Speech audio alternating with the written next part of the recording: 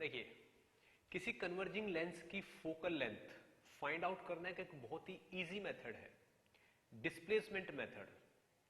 अब जो जितना इजीली एक्सेसिबल या जो इस्टेब्लिश करना जितना आसान होता है किसी मेथड को या किसी डिवाइस को या किसी इंस्ट्रूमेंट को, वो उतना ही ज्यादा फेमस हो जाता है। तो इसीलिए ये टेक्निक यहाँ पढ़ाई जाती है और इसके ऊपर बहुत सारे क्वेश्चन भी पूछे जाते हैं। डिस्प्लेसमेंट मेथड, जो कि किसी कन्वर्जिंग लेंस की फोकल लेंथ निकालने का बहुत ही आसान तरीका है। देखिए क्या है डिस्प्लेसमेंट मेथड।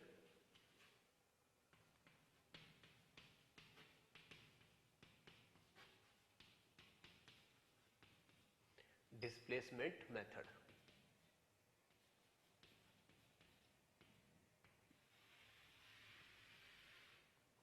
देखिए क्या करना होता है इस मेथड में।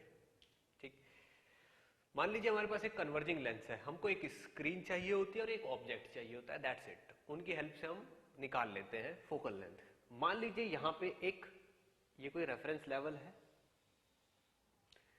और यहां पे एक स्क्रीन रखी हुई है, ये इस तरीके से। ठीक है, अब मान लीजिए यहां पे एक ऑब्जेक्ट रखते हैं हम इस तरीके से, ये कोई ऑब्जेक्ट है। अब ऑब्जेक्ट के और स्क्रीन के बीच की डिस्टेंस है कैपिटल डी। ठीक, अब जिस लेंस की हमको फोकल लेंथ निकालनी है, जिस लेंस की हमको फोकल लेंथ निकालनी है, उस लेंस को हम इनके बीच में रखते हैं और थोड़ा सा ऐसे राइट लेफ्ट एडजस्ट करके एक ऐसी पोजीशन ढूंढ लेते हैं हम, ठीक है, जहां से एक ऐसी पोजीशन ढूंढ लेते हैं जहां से इस ऑब्जेक्ट की एक बहुत ही शार्प इमेज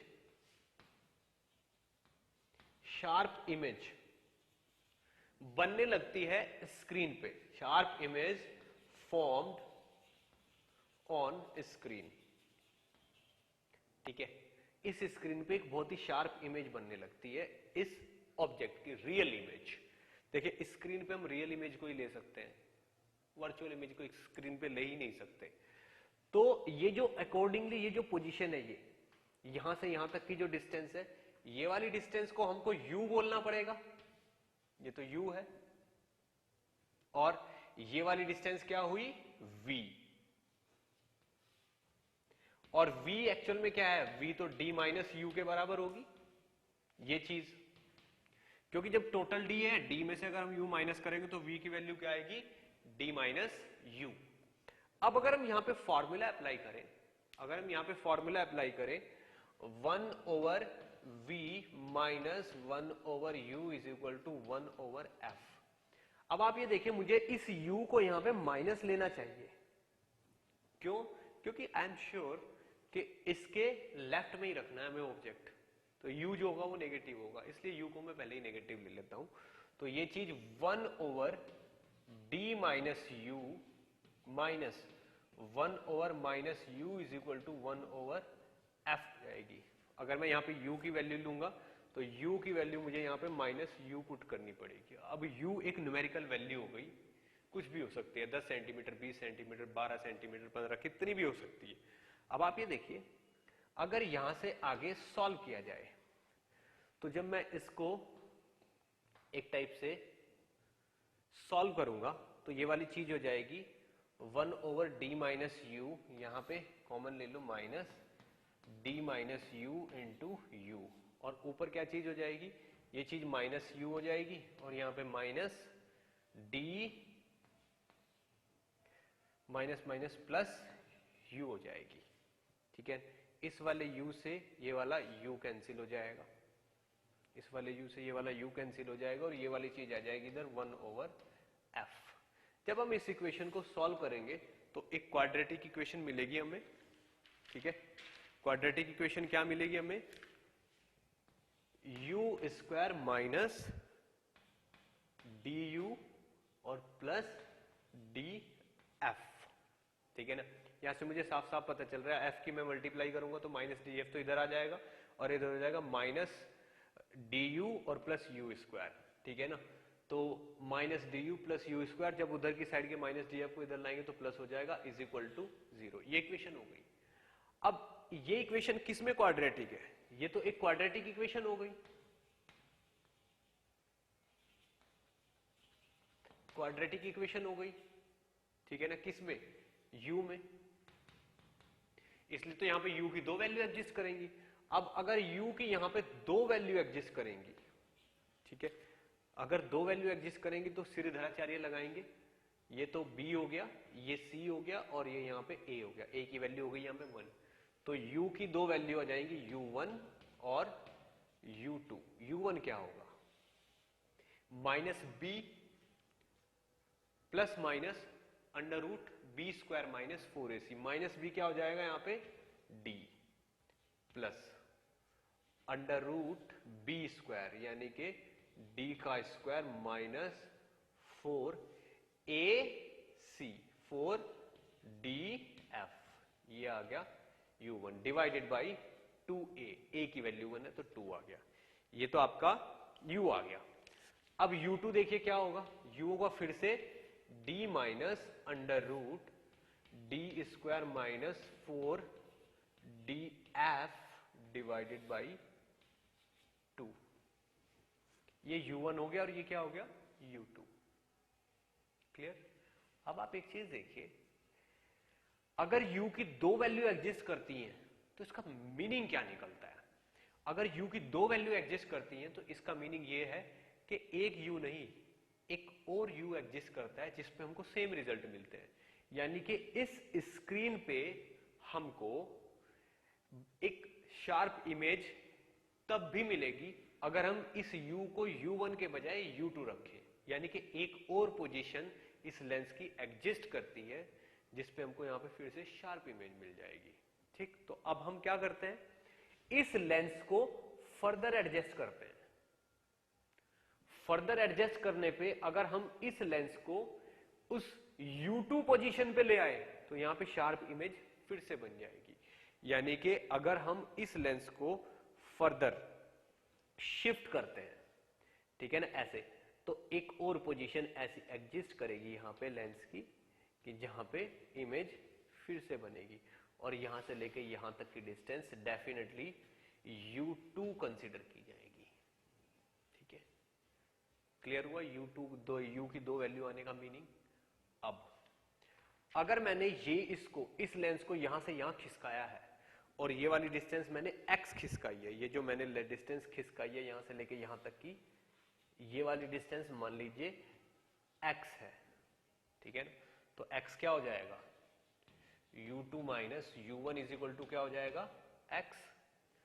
अब x की वैल्यू अगर मैं निकालूंगा तो u2 माइनस u1 करेंगे, आप देखिए d/2 से d/2 कैंसिल हो जाएगा, u2 में से u1 माइनस करेंगे तो ये चीज माइनस सम कांस्टेंट है divided by 2, minus minus plus हो जाएगी, तो x की वैल्यू हो जाएगी minus under root of d square minus 4df, ये हो जाएगी x की ये वैल्यू हो गई u2 माइनस u1। अब अगर यहां से x दोनों साइड का स्क्वायर करेंगे तो ये चीज x का स्क्वायर बन जाएगी और ये चीज बन जाएगी डी स्क्वायर माइनस 4df। अब आप ये देखिए, ये जो f है यहां पे, ठीक है ना, इस f को अलग से लिख लो, तो ये क्या, इस 4df को इधर ले आओ तो 4df इज इक्वल टू हो गया D square minus x square. यहां से क्या रिजल्ट निकल के आया? यहां से ये रिजल्ट निकल के आया कि f is equal to d square minus x square divided by 4d। अब आप इस रिजल्ट को थोड़ा रियलाइज करके देखिए कि हमारे पास क्या आ गया है। क्या आ गया हमारे पास? बताइए बताइए क्या आ गया हमारे पास? f क्या है? Focal length. अब फोकल लेंथ के फॉर्मूले में वैल्यू किस किस चीज की जरूरत पड़ेगी? कैपिटल डी हमें पता है, ऑब्जेक्ट से स्क्रीन की डिस्टेंस है एक्स स्क्वायर, और x हमें पता है, x वो शिफ्ट है जिससे इमेज दोबारा मिल जाती है। यानी कि आपको कुछ नहीं करना, ऑब्जेक्ट रखिए, स्क्रीन रखिए और लेंस की एक पोजीशन ले आइए, ठीक है ना, जिसपे इमेज बिल्कुल शार्प बन जाए। फिर इसको फिर से थोड़ा सा शिफ्ट करिए और फिर से देखिए इमेज शार्प बनी कि नहीं बनी। अगर इमेज फिर से शार्प बन गई तो बस ये जो शिफ्ट है, दिस इज एक्स, इस x की जरूरत है, फॉर्मूले में वैल्यू रखिए और f निकल आएगा आपका। आप देखिए कितना आसान रिजल्ट है। ठीक, इस चीज को बहुत अच्छे से नोट करिए, फिर हम इस पे कुछ और फर्दर रिजल्ट्स एनालाइज करेंगे।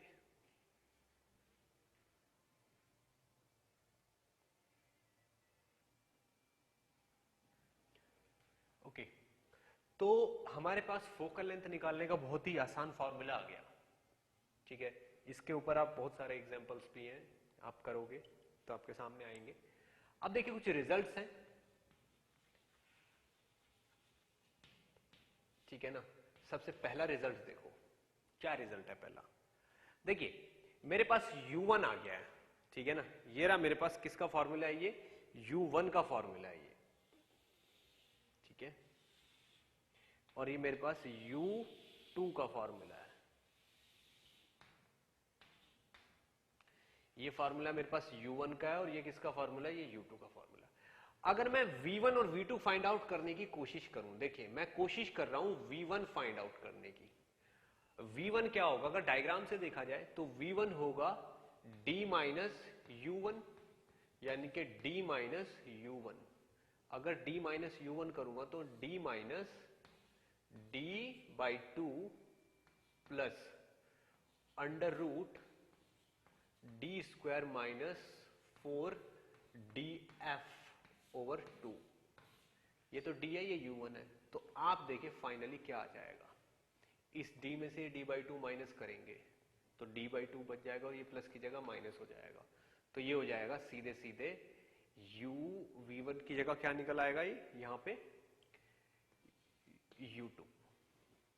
आप देखिए ये u2 है। और अगर मैं v2 फाइंड आउट करने की कोशिश करूंगा तो v होगा d माइनस u2, यानी कि d minus bracket start d by 2 minus under root of d square minus 4 d f divided by 2। Finally क्या बन जाएगा, d minus minus plus by 2 तो हो ही रहा है यहां पे, प्लस का अंडर रूट में D square minus 4 d f divided by 2। और ये चीज क्या है, ये चीज आप देखिए, ये चीज क्या है, ये तो u1 है। ठीक है, आप देखो खुद ब खुद, ये तो u1 है और ये चीज क्या है, दिस इज u2। इसका मतलब ये है कि जो v1 है वो किसके बराबर होगा, u2 के, और जो v2 है वो किसके बराबर होगा, u1 के। इसका मतलब पोजीशंस आर इंटरचेंजेबल।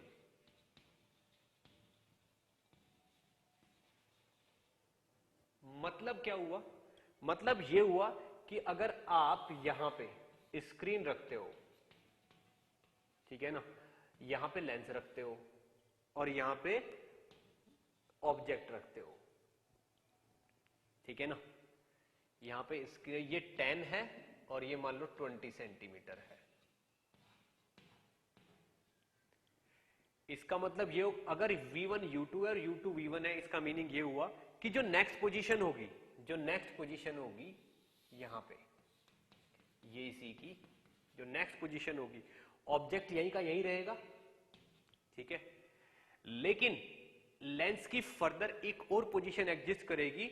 अगर ये इधर से 10 है तो ये इधर से 10 हो जाएगा। अब इस जगह भी लेंस की पोजीशन एग्जिस्ट करेगी, ये 10 होगा और ये कितना होगा, ये 20 होगा। यानी कि ये वाली चीज इधर आ जाएगी और ये वाली चीज इधर आएगी। पोजीशंस आर इंटरचेंजेबल, यानी कि अगर यहां 10 रख के यहां शार्प इमेज बनती है 20 की डिस्टेंस पे, तो यहां 20 रख के 10 पे शार्प इमेज बनेगी और 10 पे डेफिनेटली स्क्रीन ही होगी। तो ये अपने आप में बहुत ही इंपॉर्टेंट रिजल्ट है, पोजीशंस आर इंटरचेंजेबल। ये फर्स्ट रिजल्ट है, इसको आप बहुत अच्छे से नोट करिए। फिर एक रिजल्ट और डिस्कस करते हैं हम, डिस्प्लेसमेंट मेथड का।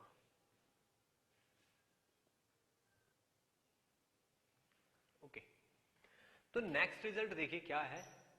नेक्स्ट रिजल्ट है मैग्निफिकेशन को लेके। ठीक है, मान लीजिए, देखिए अगर मैं सेकंड रिजल्ट की बात करूं तो मीनिंग क्या हुआ, अगर मैं मैग्निफिकेशन निकालूं पहली बार में तो फर्स्ट टाइम में मैग्निफिकेशन होगा v1 बाई u1, ठीक है। और जब लेंस की पोजीशन हमने चेंज कर दी उसके बाद मैग्निफिकेशन होगा v2 बाई u2। अब आप देखिए अगर मैं दोनों मैग्निफिकेशंस की मल्टीप्लाई करता हूं m1 मल्टीप्लाई बाई m2 तो आ जाएगा v1 by u1 multiply by v2 by u2। देखिए v2 u1 के बराबर होता है और v1 u2 के बराबर होता है, अभी अभी हमने प्रूव किया है, तो ये चीज कितनी आ जाएगी 1, यानी कि m1 into m2 is equal to 1, यानी कि यहां से हमारे पास क्या रिजल्ट आता है m1 into m2 is equal to 1। ये अपने आप में बहुत बड़ा रिजल्ट है जो कि बहुत सारे क्वेश्चंस को सॉल्व करने में काम आता है। अब मान लीजिए ऑब्जेक्ट की हाइट है o और फर्स्ट केस में जो इमेज की हाइट है वो है i1 multiply by again o divided by second case में अगर इमेज की हाइट i2 है तो o by i1 into o by i2 is equal to 1। यहां से हमारे पास रिजल्ट आ जाता है कि o is equal to under root of i1 into i2, ठीक है ना। What is o? This is height of object in first case, this is height of image in, this is height of image in first case and this is height of image in second case, this is height of image in second case। तो object की height is equal to under root of first height and height in second case. इसके ऊपर एक example देखो, क्या मान लीजिए किसी ने बोला है कि फर्स्ट केस में इमेज की हाइट है 3 सेंटीमीटर और जब हमने लेंस को चेंज करके फिर से इमेज की हाइट निकाली तो इमेज की हाइट कितनी आई 12 सेंटीमीटर। तो हाइट ऑफ ऑब्जेक्ट कितनी है, सीधे सीधे इस फॉर्मूले में वैल्यू रख दीजिए, O is equal to under root of 3 into 12 यानी कि 6 सेंटीमीटर, और यही हमारा क्या हो जाएगा आंसर हो जाएगा, ठीक है ना। अब ये रिजल्ट है, इसको बहुत अच्छे से नोट करिए, ठीक है। फिर हम आगे बढ़ते हैं।